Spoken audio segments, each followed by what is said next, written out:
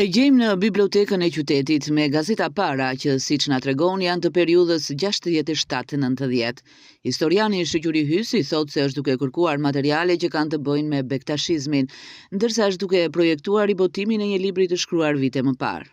Unë konkretisht merrem me zgjerimin e njohurive për botimin e një libri, siç është libri Mision Bektashianët e Qeja e Zallit, i botuar në vitin 2000 dhe kanë kaluar 25 vite, kam gjetur materiale të reja, po ndjek periudhën 67-90 në për shtypin e kohës dhe mendoj që ka elementë të cilët duhet t'i rifusim në një ribotim të mundshëm të këtij libri. Të kapim kohën, të kapim ritmin, dhe të plotësojmë ato vakume që nuk i kemi patur mundësit për t'i parë në kohën e duhur për momentin kur është botuar libri. Lidhja e tij me Bibliotekën Apostol Meksi daton në vitin 1985, kur ai erdhi si student në Universitetin e Gjirokastrës e ku më pas me përfundimin e studimeve u emërua edhe si pedagog i historisë. Biblioteka ka qenë një nga suportat e mia, ka qenë një nga pikat arkimendiane ku unë jam mbështetur që nga viti 1985 kur erdha si student. Biblioteka ka qenë gjithashtu një mbështetje e jashtëzakonshme sepse duke parë një libri më ka mësuar se ku të shkoj, më ka shërbyer si një fener i vogël që të më tregonte gjurmën e lëvizjes së radhës për të marrë të dhënat e reja shkencore dhe nga libri në libër dhe pastaj njohuritë njëra pas tjetrës plotësojnë dhe arrim në të konsolidoj mendimet dhe konceptet tona për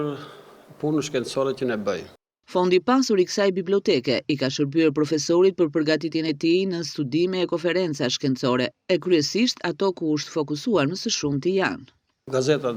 zyrtare, shtypi i kohës,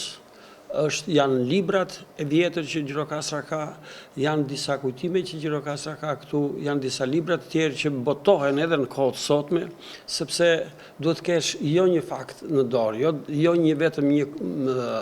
të themi botim, po disa botime ti ballafaqosh për idet, për hipotezat apo për tezat që mbron dhe mbi të gjitha është duhet keshim bazë të gjerë të njohjes së problemit për cilin duhet shkruash. Deri në shterimin e tij, sepse duhet thuash fjalën e fundit në momentin që ti e boton. Pas botimit tënd mund dalin të tjerë, por deri në momentin që ti e boton duhet e shohësh në mënyrë shtëruese të gjithë burimet për problemin për cilin ti shkruan. Fondi i rallë, siç na tregojnë punonësit e këtij institucioni, nuk nxirret jashtë bibliotekës, ai shpaloset vetëm në sallën e studimit për vetë të rëndësinë që mbart. Biblioteka Apostol Meksi disponon një fond shumë të pasur me libra, gjë që bën të mundur plotësimin e gjithë kërkesave që lexuesi ka ndaj librit. Gjithashtu në bibliotekë gjenden materiale dhe botime të ndryshme, të cilat u vijnë në ndihmë studiusve, studentëve, intelektualëve, pedagogëve për punime të ndryshme shkencore. Këto botime zakonisht janë botime të rralla, janë studime historike, studime gjuhësore, periodik të ndryshëm, sidomos periodiku i hershëm, enciklopedi të ndryshme. Të gjitha këto botime nuk dalin nga biblioteka, ato përdoren për përdorim të brendshëm në bibliotekë për vetë rëndësinë që ato kanë. Biblioteka e Gjirokastrës ka një aktivitet mbi një shekullor, nga 120.000 ekzemplar që përfshihen në arkivin e saj, 500 tituj veçohen si pjesë e fondit të rallë.